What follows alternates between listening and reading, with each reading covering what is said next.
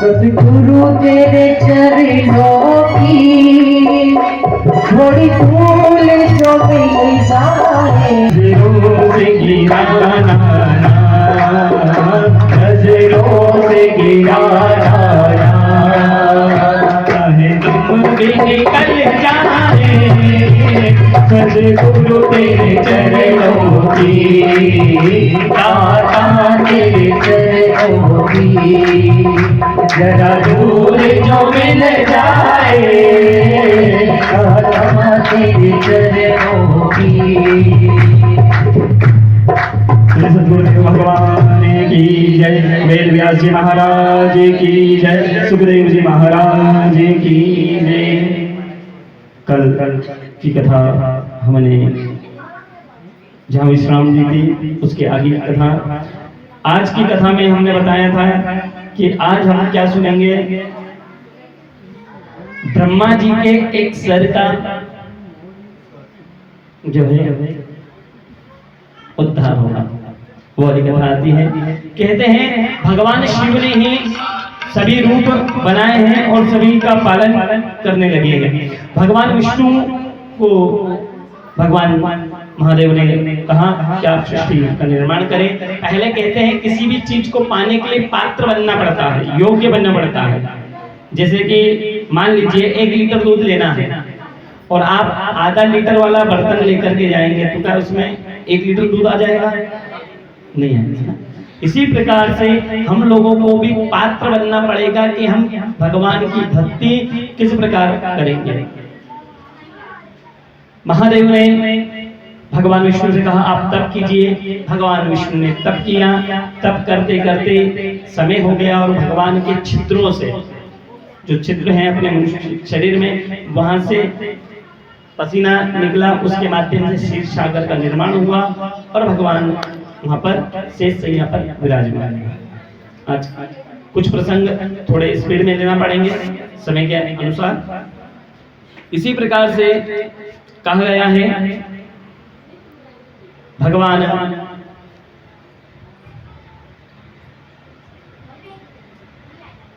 विष्णु ने तपस्या की। तपस्या करके जो है भगवान को पा लिया। भगवान ने सृष्टि निर्माण के लिए ब्रह्मा जी को अपनी नाभि से उत्पन्न किया। ये सारी कथा श्रीमद् भागवत महापुराण के अंदर भी हमने सबने सुनी हुई।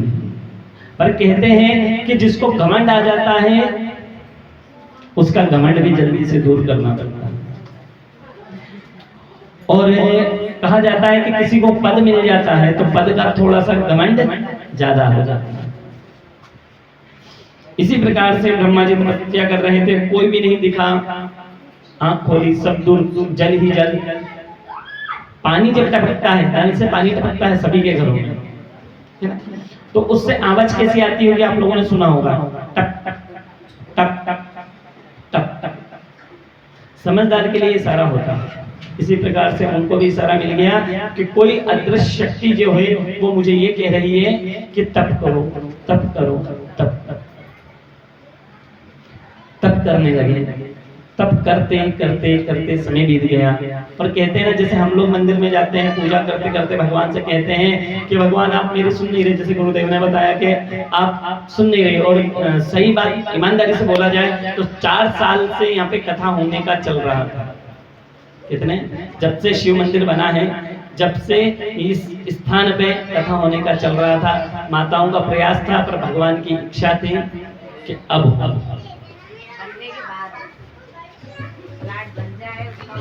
नहीं, हमारे तो बिना प्लाट बने में ही पूरी तैयारी थी, पर भगवान ने बोला कि पूरा बन जान दो। उसके बाद भगवान ने बोला कि इसकी ओपनिंग ही 7 दिन की कथा से, तो भगवान ने वही चीज करी। और अपने सबको बैठने के, वैसे ये बुलाते तो 1 दिन के लिए बुलाते अपने, अब अपने को 7 दिन के लिए भगवान ने यहाँ बैठने के लिए जगह दे दी।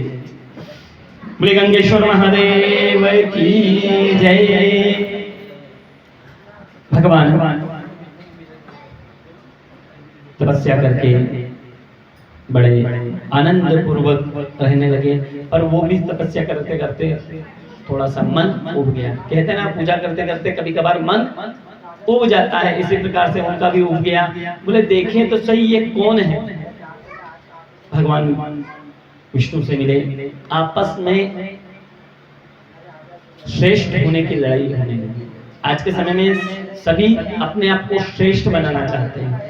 ये संवाद हमको यही चीज सिखाता है कि कभी भी अपने आप को श्रेष्ठ मत बनाओ। अगर अपने आप को श्रेष्ठ बनाने जाओगे तो ब्रह्मा जी की कथा सुन लीजिएगा। ये कथा ब्रह्मा जी की ही है और वही बता रही है। भगवान आपस में वाद विवाद होने लगा। जैसे ही वाद विवाद प्रारंभ हुआ, वाद विवाद प्रारंभ होते होते सभी दिव्य अस्त्रों पर आ गए। विष्णु भगवान भी दिव्य अस्त्र पे आ गए, ब्रह्मा जी भी दिव्य अस्त्र पे आ गए। विष्णु भगवान शिव जी का दिया हुआ त्रिशूल लेकर के उन पर प्रहार करने वाले थे। इतने में जितने भी देवी देवता खड़े हुए थे, मन में देख करके उनको भी आश्चर्य हो रहा था। कोई कहता है ना कि साहब आप लोग ही लड़ाई करोगे तो दुनिया वाले देख करके आपसे क्या सीखेंगे।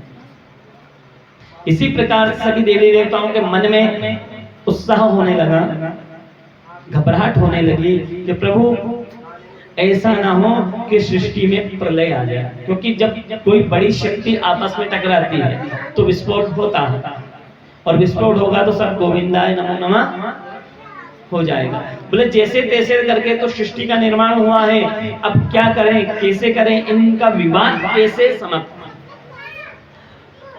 संतों ने कहा है कि यहाँ पर जब चर्चा चल रही थी, सूत जी महाराज ने कहा कि हे श्रेष्ठ मुनियों, सबसे पहले शिवलिंग का निर्माण कहाँ हुआ,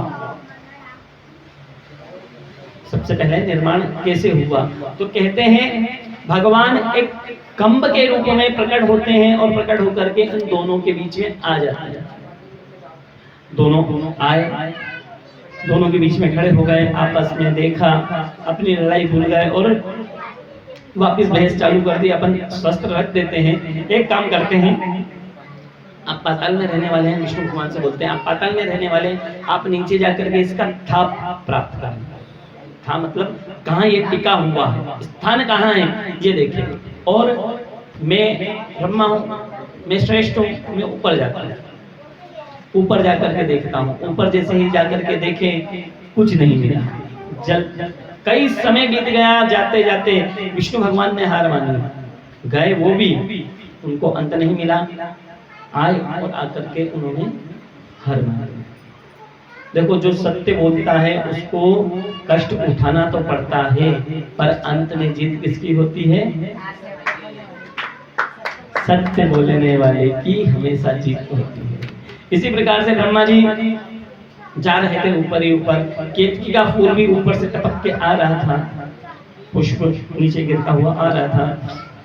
पूछा तुम कहाँ से आ रहे हो? बोले मैं ऊपर से आ रहा हूँ। बोले तुमने देखा ये ज्योति खंभ जो है कहाँ तक है? बोले मैं भी वही देखने गया था, मैं भी वही चीज देखने गया था, पर मेरे को भी वहां कुछ नहीं।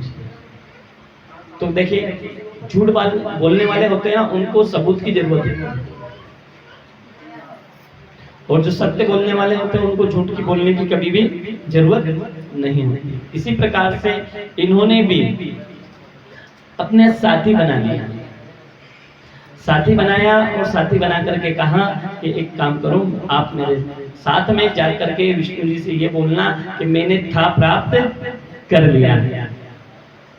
बोले था प्राप्त कर लिया है, कैसे प्राप्त किया है? बोले आप जाकर के गवाही दे दें। ये कथा हमें ये सिखाती है कि कभी भी किसी की हाँ में हाँ नहीं मिलानी चाहिए। और माताएं जहाँ बैठती हैं, मैंने नहीं बोला, कई माताओं ने मुझे ये चीज बताई है, पंडित जी हम दरवाजे पे बाहर बैठेंगे तो कोई कुछ बोलेगा तो उसकी हाँ में हाँ मिलानी पड़ेगी, इससे बड़े दरवाजे पे बैठना ही नहीं। अगर बैठना है तो भगवान की कथा में जाके बैठ जाएंगे, भगवान के मंदिर पे जाके बैठ जाएंगे, वहां कम से कम 2 भजन तो भगवान के गाएंगे। मैंने नहीं बोला, माताओं ने मुझे बताया है कि हमें दूसरों की बुराइयों में भी कोई मतलब नहीं। और शास्त्र में भी कहा गया है कि निंदक नीरे राखिए आंगन कुटी समान। अगर निंदा करने वाला आपके पास में होगा ना तो आपकी गलतियां आपको मालूम पड़ती जाएंगी। पर अपन कैसे लोगों को साथ में रखते हैं?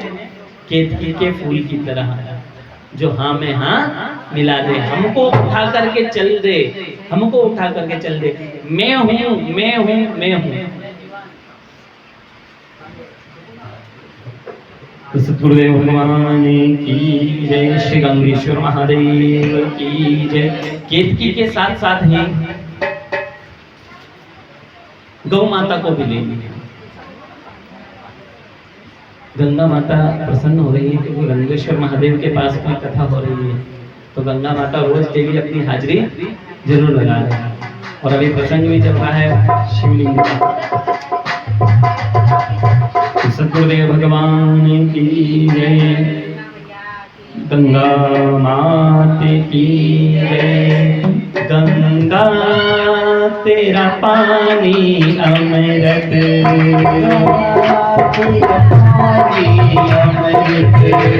झर झर बहता जाए। गंगा तेरा पानी अमृत, तेरा पानी अमृत, झर झर बहता जाए। बोले गंगा मात की जय। गौ माता को बुलाया, गौ माता को भी हाँ में हाँ में हाँ में। अब जैसे ही पृथ्वी पर आए, आपस में चर्चा हुई कि मैंने जो है ऊपर था देख लिया है, कहाँ पे है स्थान या अंत जो छोर है वो किस जगह है वो देख लिया है मैंने।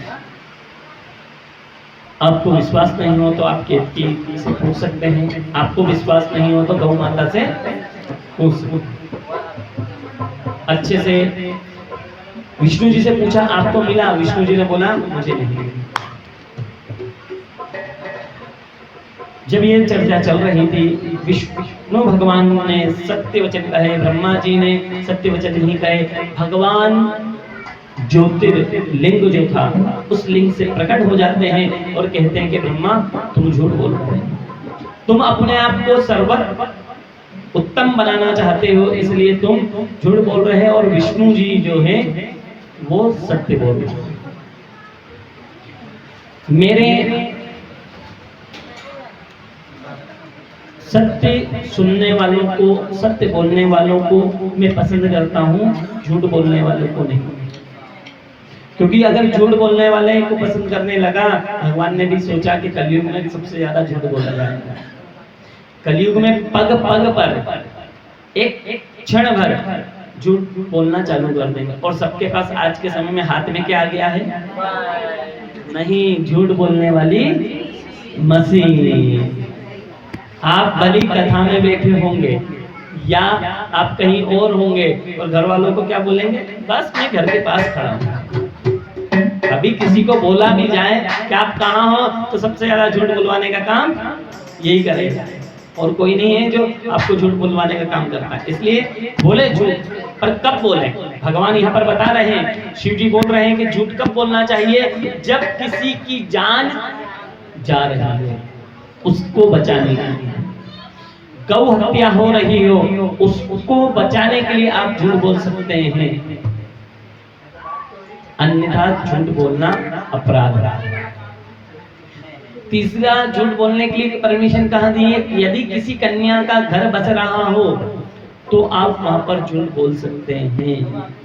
घर उजाड़ने के लिए नहीं, घर बसाने के लिए आप झूठ बोले, वो भगवान ने अनुमति दी है। आप श्रेष्ठ हैं इसलिए आप ये झूठी गवाहियां दे रहे हैं, एक काम करते हैं। उसी समय भगवान ने एक गण को उत्पन्न किया और गण को हाथ में तलवार देते हुए कहा कि ये ज्यादा अपने आप को श्रेष्ठ बनना चाह रहे हैं, इसको जो है स्वाहा कर।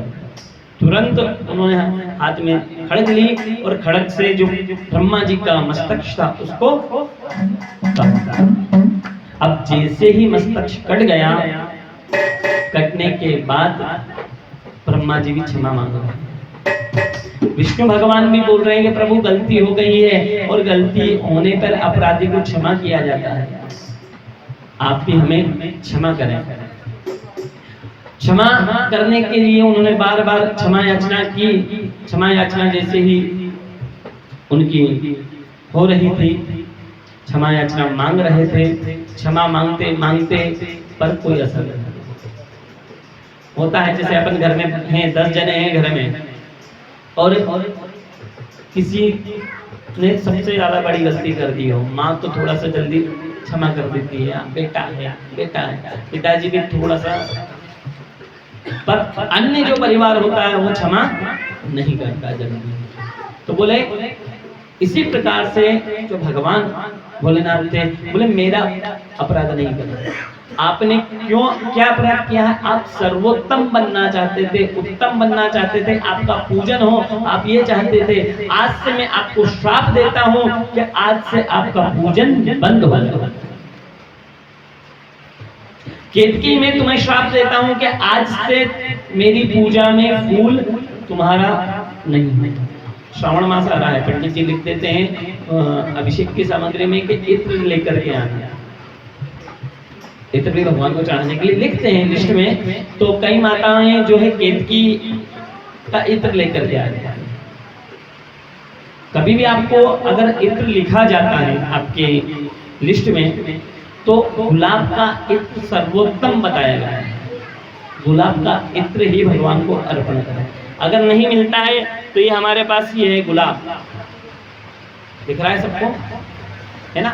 इसको न्यू मालिश करके इसके रस को भी आप भगवान को अर्पण कर सकते हैं। अगर नहीं है तो इसे कोशिश करें कि उसको लेकर के आए। जो केतकी को श्राप दे दिया, उसके बाद जो है भगवान ने गौ माता को भी श्राप दिया, हे गौ, मैं तुम्हें श्राप देता हूं कि आज से तुम्हारा भी पूजन बंद हो जाएगा।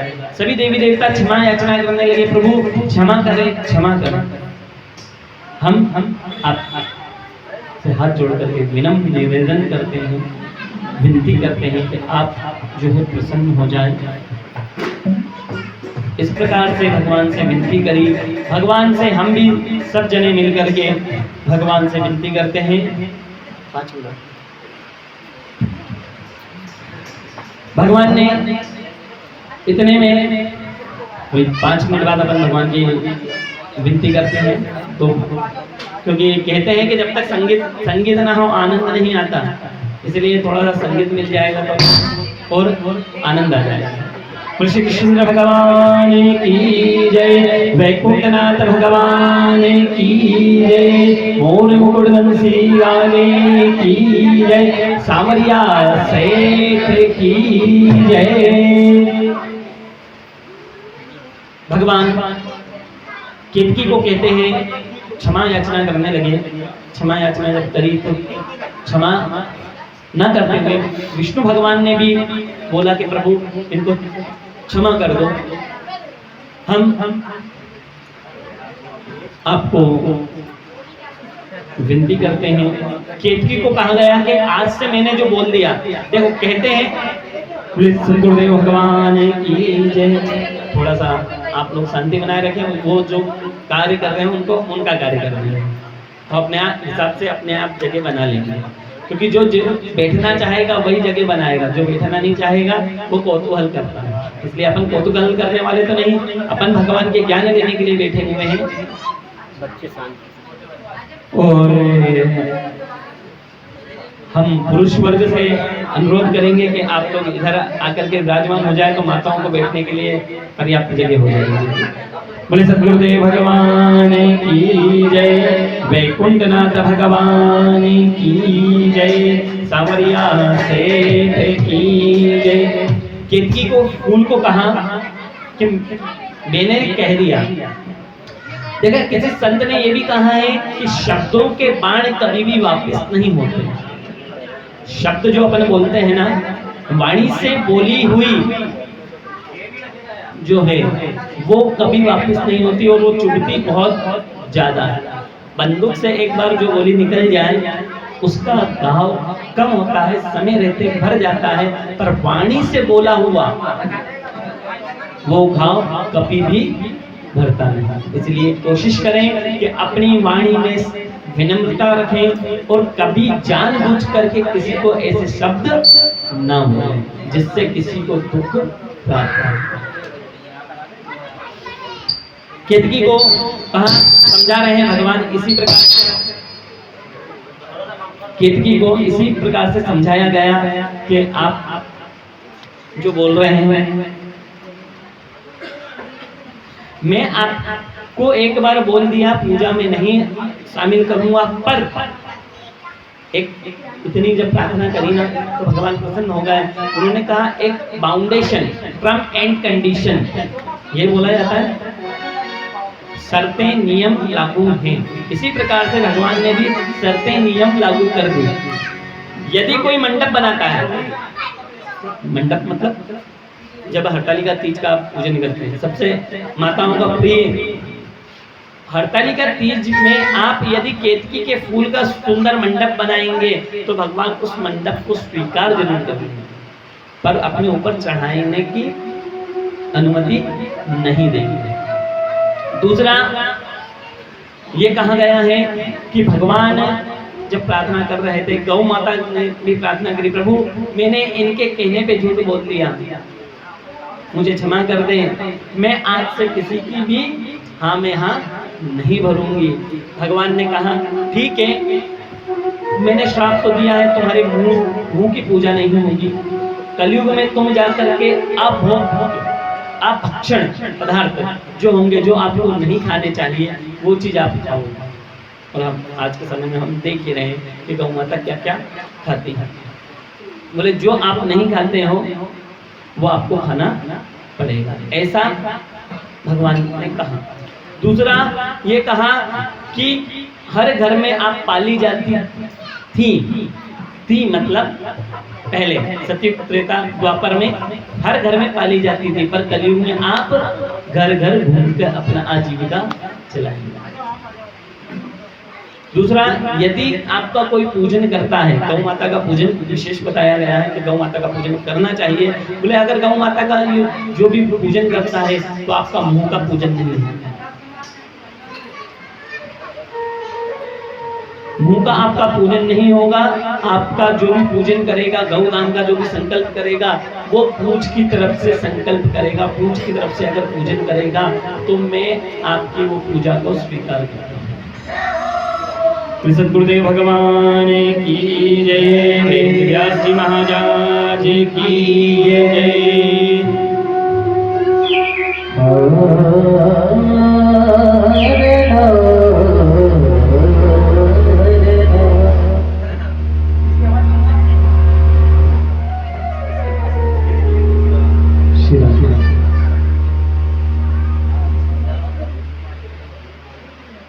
हेलो हेलो हेलो हेलो, और सत्तर भोलेनाथ है हमारा तुम्हारा, हमारा तुम्हारा, शंकर भोलेनाथ है हमारा तुम्हारा, हमारा तुम्हारा। अरे महाकाल की इस नगरी में पाओ जन्म तुम्हारा, महाकाल की इस नगरी में पाओ जन्म तुम्हारा, हमारा तुम्हारा, हमारा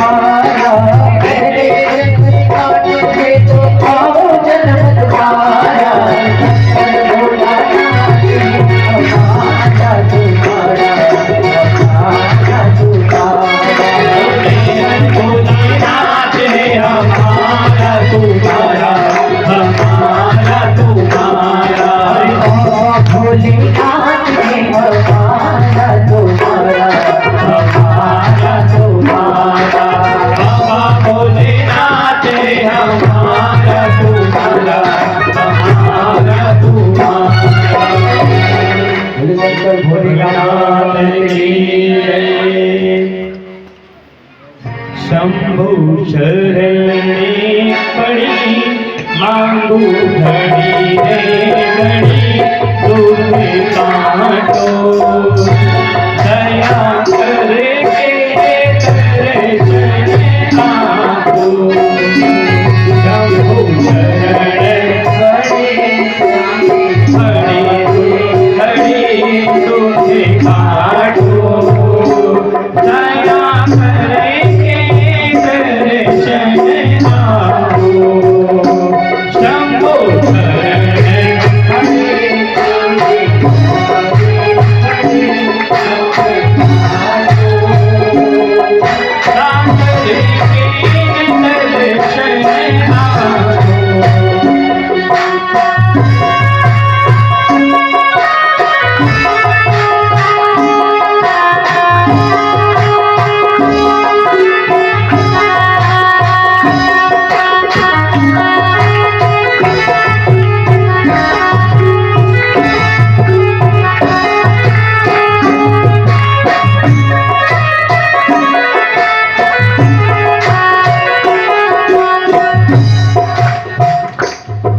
कहते हैं कि यहाँ पर गौ माता और केतकी ब्रह्मा जी सभी भगवान शंभू से प्रार्थना कर रहे हैं।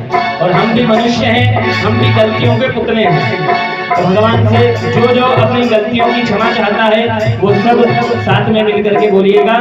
शंभु शरणे पड़ी मांगो घड़ी तो घड़ी दुख काटो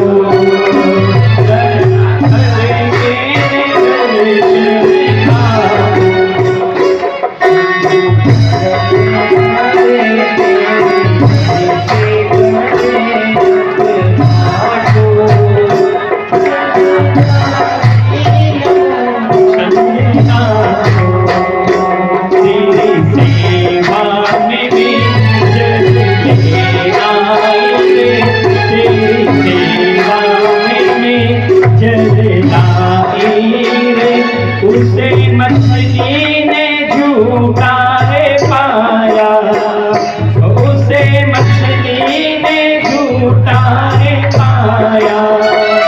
शंभु शरणे पड़ी मांगू घड़ी रे घड़ी दुख काटो दया करके दर्शन आपको। शंभु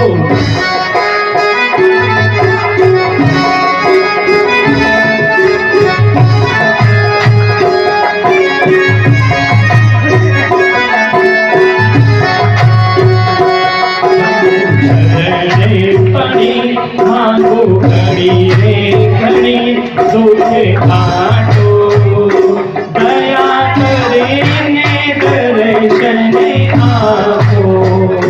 शंभु शरण पड़ी मांगो घड़ी रे घड़ी दुख काटो दया करके दर्शन।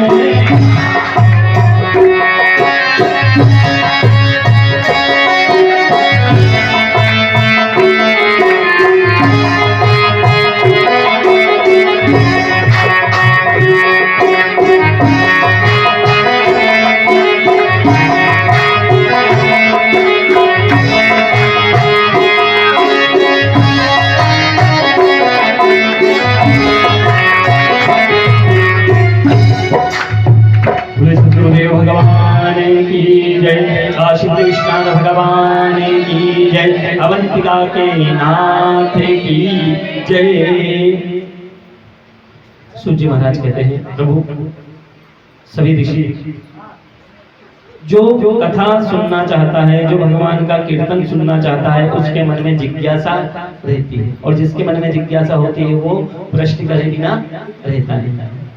पूछते हैं ये जो शिवलिंग ज्योति स्तंभ यहाँ पर स्थापित हुआ वो कहाँ हुआ? तो कहते हैं ये ज्योति स्तंभ अरुणाचल प्रदेश में स्थित है। अरुणाचल प्रदेश में ये स्थित है। हे प्रभु, अभी आप हमको ये बताएं कि शिवलिंग किस प्रकार के होने चाहिए, शिवलिंग की स्थापना, उसके लक्षण, उसके पूजन की विधि, वर्णन, शिव पुराण और शिव पद को में जो शिव पुराण में जो लिखा है, शिव पद कैसे प्राप्त किया जा सकता है, आप ये हमें बताने का प्रयास करें। तो कहते हैं, बहुत अच्छा प्रसंग आपने पूछा है।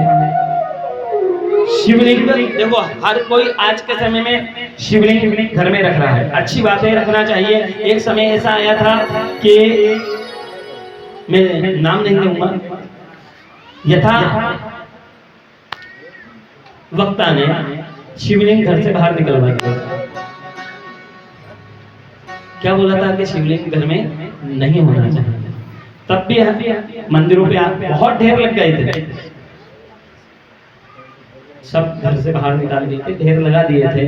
तब हम लोग सब जो रखने आती थे माताएं, उनको हम यही समझाते थे, भोलेनाथ इतने भोले हैं कि आपने अगर एक लोटा जल भी चढ़ा दिया तो प्रसन्न हो जाएंगे, और नहीं चढ़ाया तो भी प्रसन्न हो जाएंगे। भोलेनाथ की खासियत है, अगर उनको निलाओ तो नहा लेंगे, नहीं निलाओ कोई बात नहीं। बोलो गंगेश्वर महादेव भगवान की।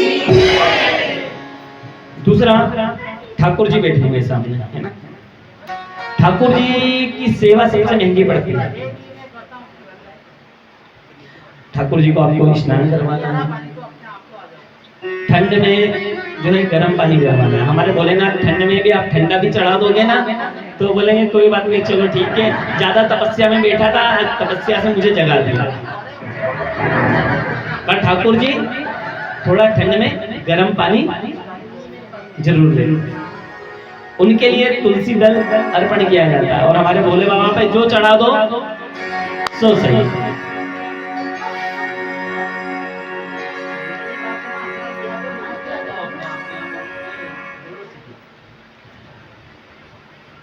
दूसरी बात, कम से कम लिंग की ऊंचाई कितनी होनी चाहिए, सबसे बड़ा ये प्रश्न सभी के मन के अंदर है। शिवलिंग की ऊंचाई कितनी होनी चाहिए।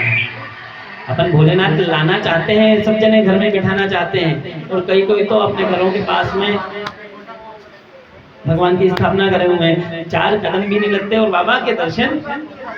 और वो किसी ने भजन गाया है, किसी ने नाम तो मुझे भी याद नहीं, खिड़की खोलो तो तेरा दर्शन हो जाए। कई भक्त तो ऐसे भी हैं कि खिड़की खोलते से ही बाबा के दर्शन मिल जाते हैं।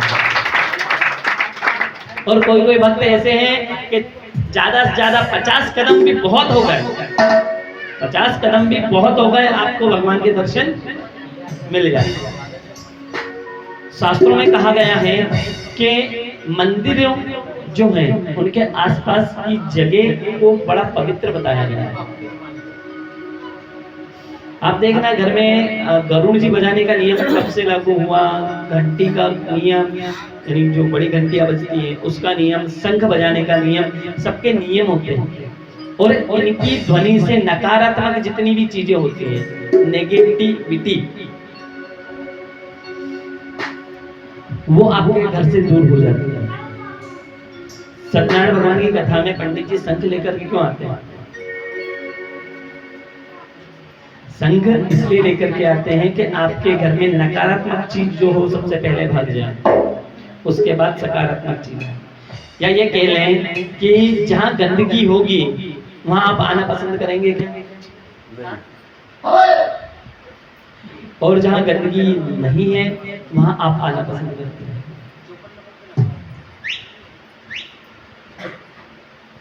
इसी प्रकार से भगवान भी अपने यहाँ पर आना पसंद करते हैं जब अपना मन शुद्ध होता है। तो ओ राम नाम अति मीठा है, कोई गा के देख ले। राम नाम अति मीठा है, कोई गा के देख ले। आ जाते हैं शिव शिव प्रभु बुला के देख ले, राम राम अद्विता है कोई गाते देख ले, आ जाते हैं बुलाते देख ले, राम नाम अद्विता है कोई गा के देख ले, आ जाते हैं राम प्रभु बुला के देख ले।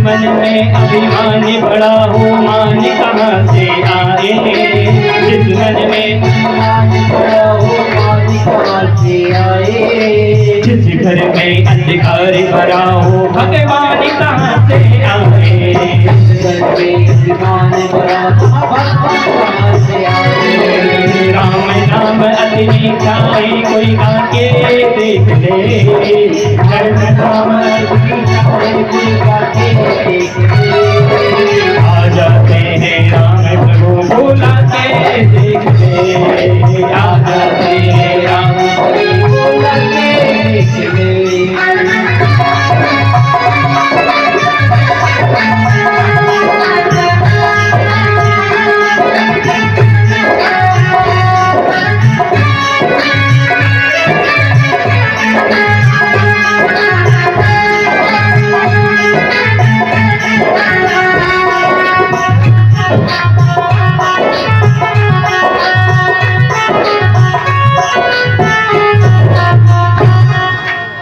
मैं भी नहीं बोल रहा हूँ, इसलिए ये भजन गाया हाथ तो हाथ दिमाग में आ गया कि जिस घर में अंधकार होगा वहाँ भगवान भी नहीं है, और जिस घर में मेल होगा वहाँ भगवान भी नहीं होंगे। इसलिए कहा गया है जहाँ सुमति तहाँ संपत्ति नाना, जहाँ कुमति तहाँ, जहाँ बुद्धि अच्छी होगी वहाँ सारे काम अच्छे होंगे, और जहाँ किसी की बुराई करने का, जहाँ किसी का अपमान करने का मन होगा वहां भगवान। एक अंगुष्ठ प्रमाण बताया गया है, एक अंगुष्ठ प्रमाण। आज के समय में कई लोग जो है इतने इतने बड़े शिवलिंग भी घर में स्थापित करे हुए हैं। जलाधारी भी कोशिश करें कि चपटी हो, जलाधारी जो होती है कोशिश करें वो चपटी हो, उसके नीचे डमरू आकार की ना हो, क्योंकि डमरू आकार की होगी तो उसकी हाइट बढ़ जाएगी, इसलिए हाइट कोशिश करें कम रहे। दूसरा, मंदिरों में आप कितनी भी ऊंचाई रख सकते हैं, दूसरी मूर्तियों के लिए भी नियम यही लागू होता है कि 10 उंगली से ऊपर नहीं होनी चाहिए। अगर आपके घर में मूर्ति इससे इतनी भी है तो ठीक है, अगर इतनी हो गई, दिख रही है सबको, 10 उंगल की अगर हो गई तो भी आपको वो मूर्ति अपने घर में नहीं रखनी चाहिए। तस्वीर कितनी भी बड़ी होगी वो मान्य हो जाएगी, पर मूर्ति 10 उंगल से ऊंची नहीं होनी चाहिए। मंदिर में भाई कितनी भी बड़ी हो, 2.5 फीट की हो, 4 फीट की हो, 8 फीट की हो, 10